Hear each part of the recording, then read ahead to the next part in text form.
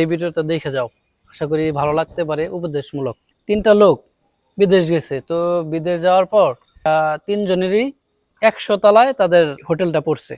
তো 100 তলায় পড়ার কারণে লিফটে উঠতো, সমস্যা নাই, দিনে সমস্যা নাই। তো তারা এক সময় তিনজনে ঘুরতে গেছে, ওইখানে আবার রাত্রি হয়ে গেলে তারা বন্ধ করে দেয়, তালা লিফট বন্ধ করে দেয়। তো তাদের আস্তে আস্তে রাত হয়ে গেছে।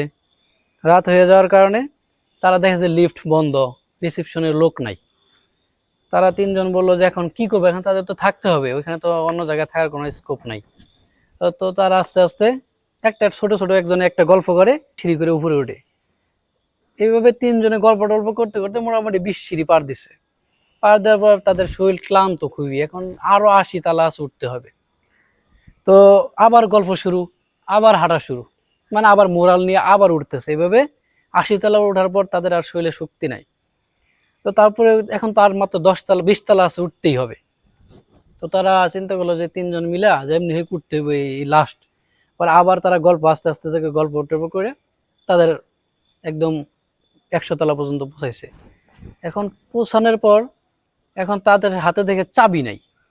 তাদের যে রিসিপশনের লোক তারা চাবি নিয়ে নিচে থেকে এই চাবি আনতে হবে। এখন কি আর সম্ভব তারা এই 100 তলা থেকে আবার নামবে এই নিচে, জাহের আবার চাবি আনবে? তালা তালা তালা খুলতে পারবে না, দরজায় ঢুকতে পারবে না, ঘুমাবে কিভাবে?